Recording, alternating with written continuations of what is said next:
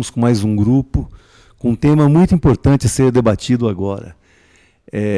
Vimos praticamente todos os conceitos, a origem, todos os mecanismos que nos levam a ter um material bastante rico na discussão e no estudo de nossa teoria da comunicação. Mas ruídos ocorrem, tivemos vários exemplos desses na nossa oficina, tá? Lembrando sempre que trata-se de um tema acadêmico, onde são alunos que pela primeira vez estão tendo a oportunidade de estarem debatendo, tá, frente a uma câmera, dentro de um estúdio, situações essas que deixam as pessoas com uma falta de tranquilidade. Tudo isso pode estar prejudicando, tá, o andamento de um bom trabalho. Tá? Justamente nesse sentido, nesse direcionamento, é que a gente tem esse tema a ser abordado nesse momento. Tá? O tema em questão é: o meio é a mensagem. Tá? E o que realmente quer dizer isso, pessoal? Tá? Então, não tem uma forma diferente de eu estar abordando e começando com vocês. Eu gostaria que vocês falassem de um personagem muito típico dentro das características dessa história, que é o... Primeiramente, vamos falar sobre o meio e a mensagem, como o professor começou a falar aqui. Não tem como falar sobre o meio e a mensagem sem falar quem foi o criador dessa teoria, que foi o Marshall McLuhan. O Marshall McLuhan foi um teórico da comunicação que os antecessores a ele, os antigos teóricos, só focavam o seu objetivo de estudo no fenômeno da comunicação mesmo, né? Na comunicação em geral mesmo, na mensagem. A partir de Marshall McLuhan, ele focou o seu objetivo de estudo no meio. Por conta do Marshall ter introduzido essa teoria da comunicação, que o meio é mais importante, ele pensava, né, o foco dele era o conceito de que o meio ele era uma extensão do homem. Por isso ele tinha essa concepção de que a mensagem não era tão relevante quanto o meio. Essa é o princípio básico, né, dessa teoria. Agora vamos explicar um pouco sobre o que é a comunicação, né, para entender diretamente o que é esse meio na comunicação. A comunicação ela tem a base assim, composta por um emissor, um meio, que é o que a gente vai falar aqui, e o receptor. No caso, o emissor é quem vai transmitir a mensagem, né? Quem vai transmitir essa mensagem, e o meio, ele é vamos colocar como se fosse um veículo que vai transportar a mensagem até o receptor. O receptor, logicamente, é o que vai receber a mensagem. Bem, pessoal, como a nossa área aqui é o meio e a mensagem, e apesar de a gente já saber, já conhecer os princípios básicos da comunicação, que foi o que o Marcelo acabou de falar, nós vamos focar no meio. Então, para entendermos essa teoria, precisamos saber o que é o meio, né? Como o Marcelo começou a falar aí, o meio ele é o elemento fundamental para que ocorra a comunicação, e ele é responsável para conduzir a mensagem do emissor ao receptor, né? Esse é o principal objetivo do meio. E de acordo com a teoria, a pesquisa que o Marshall fez, o meio ele pode ser dividido em 3 tipos, assim, vamos dizer assim, 3 que ele colocou como tão grandes que ele deu o nome de galáxias, né? 3 galáxias, que seria a galáxia acústica, a da escrita e a eletrônica. A galáxia acústica, ela está relacionada diretamente à forma de falar, oral, né?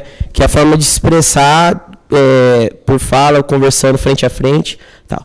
E os benefícios dessa fala são que ela faz, dessa galáxia, é que ela faz as pessoas desenvolverem uma certa proximidade entre elas, e ela também faz com que você treine, você aprimore a sua capacidade de expressão.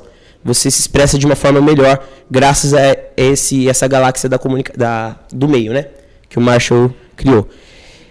O problema dela é que ela abrange um pequeno espaço, o espaço dela é pouco, não alcança tanto.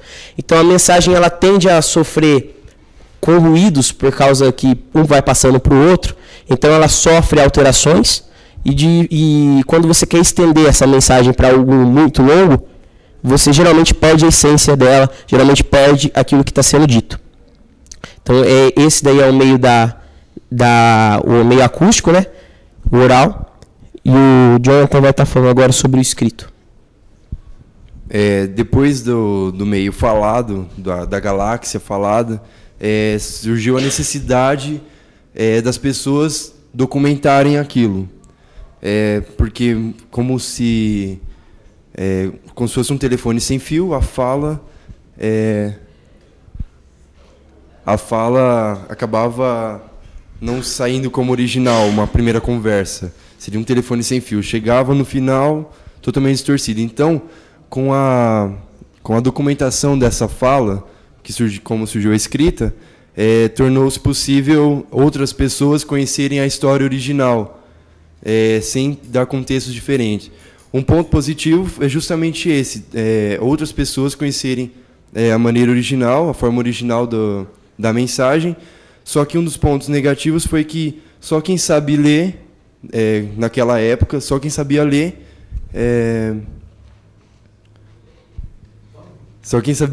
conseguia ter acesso a esse meio. Mas, conforme foi passando o tempo, o meio também foi evoluindo e com essa evolução criou-se o meio, a galáxia eletrônica. O que seria a galáxia eletrônica? Que atinge todos numa massa, ou seja, a conversa não é mais aquela escrita ou simplesmente falada. Aquilo, uma mensagem é espalhada para todo mundo de uma maneira grande e para todas as idades, para todos os targets. Ou seja, foi uma grande difusão assim do meio. Um exemplo claro disso hoje em dia é a TV, a internet, que viraliza qualquer coisa. Qualquer informação é passada para todo mundo. Desde uma criança tem acesso à internet, à TV, sabe o que está acontecendo, até um mais velho que assista a TV, ele sabe da mesma coisa que a criança, entendeu? Então isso é uma evolução, realmente. Conforme o nosso amigo Jonathan falou, na galáxia da fala, na galáxia auditiva, a gente tem uma falha. Porque, assim, as pessoas... Um exemplo seria a brincadeira infantil de telefone sem fio. Quando você inicia uma mensagem, você não tem, no caso, digamos, uma responsabilidade ou até um senso do que a pessoa vai entender ou não.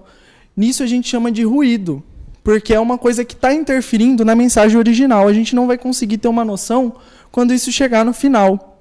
Esse ruído, ele seria um dos pontos negativos da fala, no caso da galáxia da fala, onde a comunicação ela é, no caso, digamos que interrompida ou muitas vezes não entendida pelo público-alvo. E aí a gente atrapalha o nosso feedback, que no caso seria o retorno dessa mensagem, onde nós não temos muito problema com o meio escrito e nem o meio eletrônico.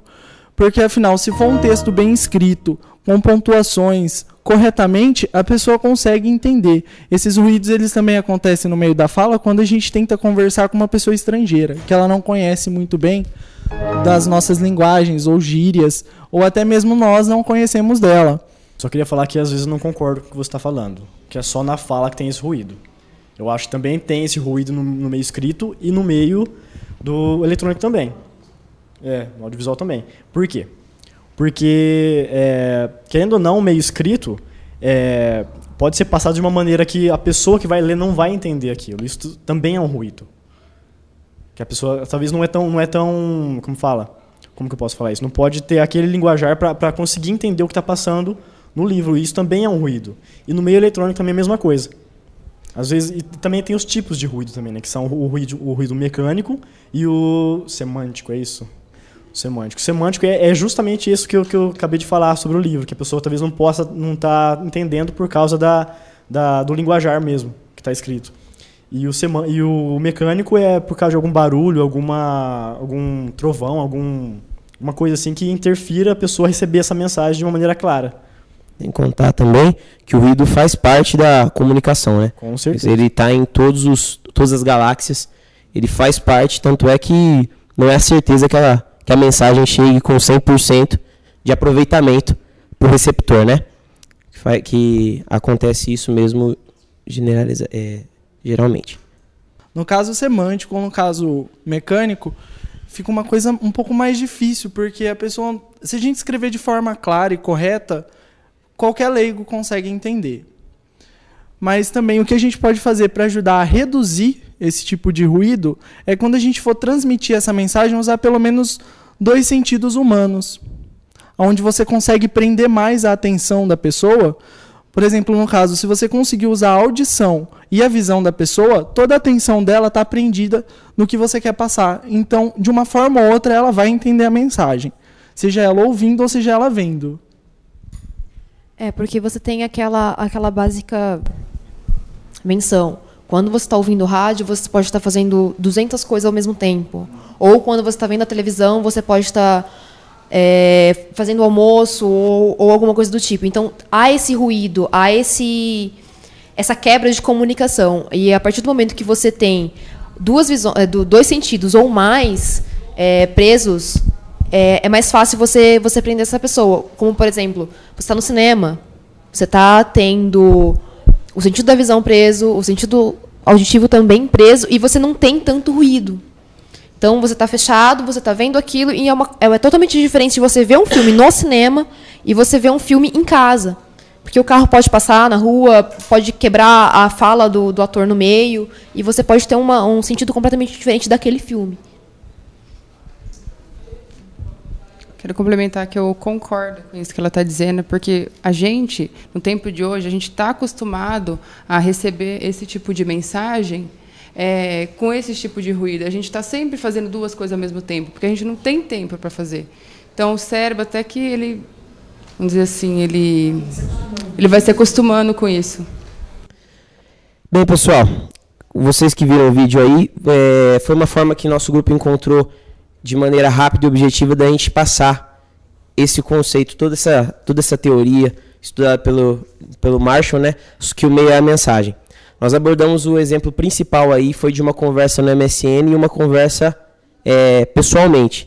E mostramos como que o meio é importante. A mesma essência, houve a mesma essência da mensagem, houve as mesmas palavras, houve a mesma conversa, mas só que o fato de você estar lendo sem saber qual é a entonação de voz, qual é a expressão facial da pessoa que está falando, sem você ter essa ciência de tudo isso daí, pode sim dar você pode receber essa mensagem de uma forma completamente diferente graças ao meio.